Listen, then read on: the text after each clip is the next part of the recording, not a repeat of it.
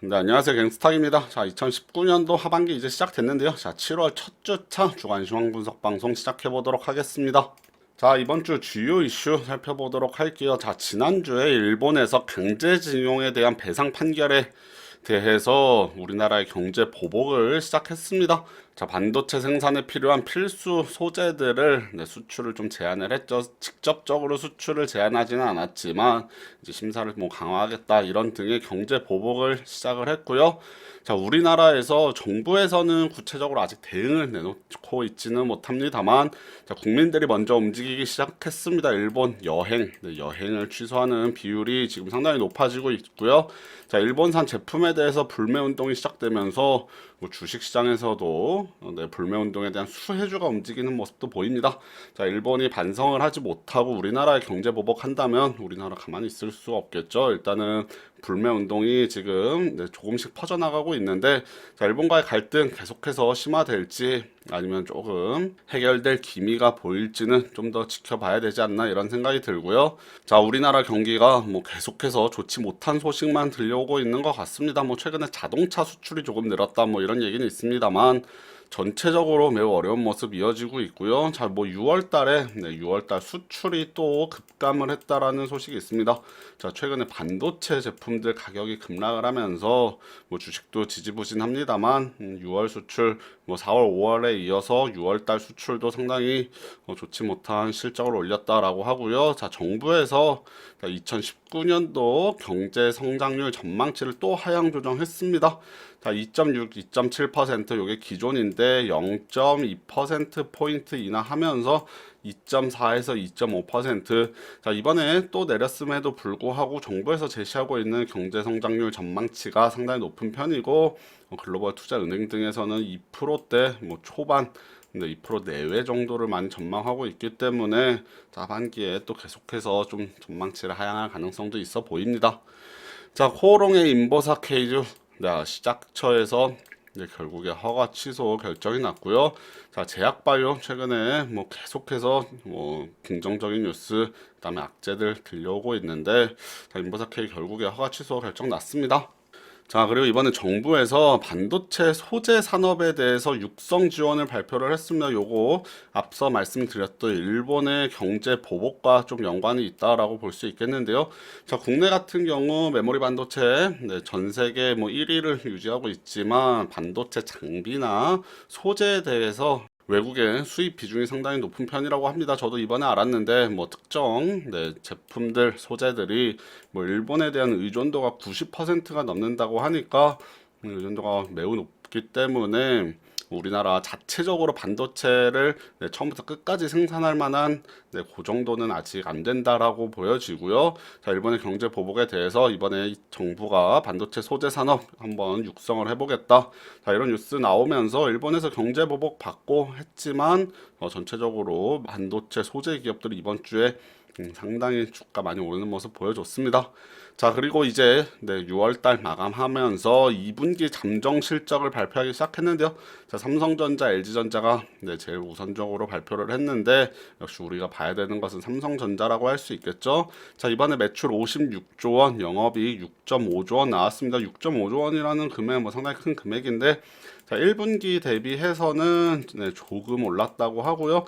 자, 시장의 컨센서스 대비해서도 영업이익이 조금 더 높은 수치가 나왔다고 하지만 디스플레이 쪽에서 일회성 수익이 발생했다고 합니다. 그래서 디스플레이에서 이번에 일회성 이익이 나오면서 시장 대비해서 조금 올랐지만 전체적으로 뭐 이번에도 2분기 실적도 어려운 모습이다라고 나오고 있습니다. 반도체가 가장 큰 문제가 아닐까 싶고요. 지금 삼성전자 갤럭시 S10도 상당히 잘 팔린다고 하는데 반도체 뭐 SK하이닉스 주가 보시면 아시겠지만 최근에 상당히 급락하는 것이 특히 D램 같은 경우 가격이 많이 떨어지고 있기 때문에, 자, 반도체 2019년도 상저하고를 많이 전망을 했는데 하반기에 좀 개선될 여지가 지금은 쉽지 않아 보인다라는 뉴스도 많이 보이고 있습니다.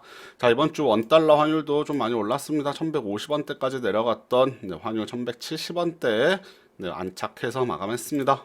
자, 국내 주식시장 움직임 한번 보도록 하겠습니다. 코스피 같은 경우는 지난주에 올랐었죠. 하지만 이번 주에는 1% 가까이 하락하면서 네, 20포인트 하락했고요. 코스닥은 반면에 지난주에 4% 이상 네, 하락을 했었습니다. 일단 제약바이오 섹터가 한 차례 급락을 했기 때문에 지난주에 코스닥 많이 무너졌는데 이번 주에는 한 4% 정도 뭐 하락한 폭에 비하면 뭐 얼마 오르지 못했습니다만 네, 0.5% 정도 상승을 했죠. 자, 지난주에 제약바이오 급락하면서 코스닥 지수 끌어내렸는데 뭐 바람 잘 날 없는 제약바이오 섹터라고 할 수 있겠습니다. 지난주에는 메지온하고 HLB 네, 요쪽이 네, 급락을 했습니다. 임상에 대한 좀 안 좋은 뉴스들 나오면서 주가 급락해서 지난주에 코스닥 지수 끌어내렸다면은 이제 지난주에 하락했던 요 종목들이 많이 올라왔습니다. 특히 메지온 같은 경우는 하락폭 뭐 다 만회했다라고 지금 보여지고요. 자, 이번 주에 제약바이오 간만에 좀 긍정적인 뉴스 들려왔는데요. 유한양행에서 1조 원 규모의 기술 이전 계약을 체결했다. 베링거 인겔 하임이죠. 뭐 과거에 한미약품이 기술 수출하면서 상당히 뉴스에 많이 올랐던 이름인데 이번에 유한양행에서 1조 원 규모 네, 계약 체결하면서 제약바이오 조금 좋은 소식 들려오나 했는데 네, 그 다음에 며칠 지나지 않아서 한미약품에서 1조 원 규모 기술 수출 계약이 해지됐다라는 소식 들려왔습니다. 요거는 이제 얀센이고요. 얀센 같은 경우는 이제 과거에 맺었던 기술 수출을 뭐 반납을 한다, 권리를 반환한다라는 소식. 자, 1조 원 규모였는데 뭐 한 1230억인가요? 일단은 받은 돈은 돌려줄 필요는 없다고 하고요. 하지만 향후에 받아야 될 돈들이 또 취소가 되면서 뭐 주가 거의 하한가 근처까지 한미약품 가는 모습도 보여줬습니다. 자, 그리고 앞서서 인버사 K 허가 취소 났다고 말씀드렸는데 네, 코오롱 티슈진 네, 5일날 금요일날 장 마감하고서 상장 적격성 실질 심사 대상 결정됐다라는 뉴스 나왔습니다. 상장 폐지될지 뭐 총리의 관심사가 아닐 수 없겠고요. 자, 주식시장 차트 뭐 간단히 한번 보도록 할게요. 자, 코스피 차트 한번 보도록 하겠습니다. 자, 6월달 한 달 동안 계속 올라갔고요. 자, 지난 주말에 뭐 미중 간 무역 분쟁에 대해서 일단은 뭐 휴전 상태에 들어가고 그리고 뭐 김정은 위원장 트럼프 대통령 만나고 하면서 일단 갭상승 출발했던 지수 월요일, 화요일, 수요일 이렇게 좀 많이 떨어졌다가 목요일, 금요일 살짝 올려놓는 모습이었고요. 제가 늘상 방송 때마다 말씀드리지만 자, 월말, 월초에 방향성이 바뀌는 경우가 좀 많이 있다. 라고 말씀을 드리고 있는데 이번에 일단 월 초에 좀 하락으로 자리를 잡았습니다. 자, 제가 생각하는 이번 달 시나리오는 6월 달에 이렇게 많이 올라왔기 때문에 네, 초반에 좀 쉬어가다가 다시 중순쯤부터 반등이 나오는 요런 시나리오 한번 생각해 볼 수 있겠고요. 아니면은 뭐 이렇게 조금 많이 쉬었다가 다음 달부터 반등이 나오는 이런 시나리오도 한번 생각해 볼 수 있겠습니다. 일단은 뭐 6월 달에 올라온 지수가 7월에는 어느 정도 조정을 받을 가능성이 높다. 라는 점 염두에 두시면 좋겠고요. 제가 앞서서 한 가지 또 말씀을 못 드렸네요. 다음 주에 옵션 만기일 있으니까 두 번째 목요일이죠. 옵션 만기일 있으니까 시장 변동성도 좀 크게 나올 수 있겠습니다. 네, 선을 몇 가지만 이렇게 그어보면 여기 네, 저항으로 작용할 수 있었던 자리를 일단 뛰어넘기는 했는데 네, 뛰어넘어서 바로 다시 내려왔기 때문에 네, 돌파를 했다라고 보는 데는 약간 무리가 있어 보이고요. 자, 주가 내려온다면 지금 요 정도 자리 거의 다 내려왔는데 요 정도 뭐 2100선 내외에서 네, 당분간 좀 움직이지 않을까라는 개인적인 전망. 그 다음에 코스닥 지수 한번 보겠습니다. 코스닥 지수는 뭐 제약바이오 섹터 요즘 수급이 완전히 꼬이면서 네, 시장 상당히 어려운 모습인데 이번 주에 그래도 추가적으로 하락을 안 한 것이 상당히 긍정적이겠고요. 자, 전저점 자리가 있는 요 정도 네, 5월에 시장 급락할 때 내려왔던 자리를 아직까지는 지켜주고 있습니다. 690선 네, 깨고 내려가지 않고 지켜주고 있기 때문에 요 정도 자리 뭐 조금 네, 지지받는 모습 확인되면은 그동안 많이 빠졌던 제약바이오를 필두로 해서 코스닥 지수 네, 다시 상승 가능하겠고요. 자, 우선 일단 제약바이오 수급이 좀 되돌림이 나와야 되는데 좀 긍정적인 뉴스들 많이 들려오던지 아니면 악재가 좀 잠잠해져야 될 것 같습니다.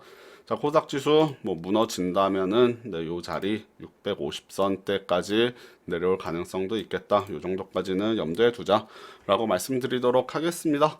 7월 달에 뭐 봐야 되는 이슈 중에 역시 미국의 금리 인하에 대한 것 FOMC가 7월 말에 지금 예정돼 있는데 금리 인하를 할지 안 할지 시장에서 상당히 관심 갖고 지켜보고 있고요.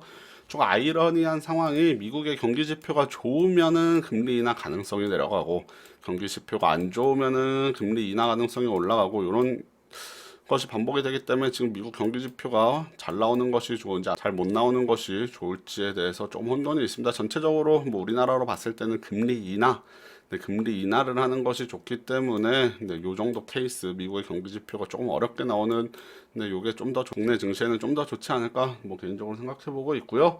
자, 일단 다음 주 옵션 만기일 잘 넘기고 이후에 FOMC 열릴 때까지 또 한번 시장 잘 대응해 보면 될 것 같습니다. 자, 이번 주 방송은 여기까지 진행하겠고요. 다음 주 네, 7월 2주차 주간 시장 분석 방송으로 뵙도록 할게요. 네, 감사합니다.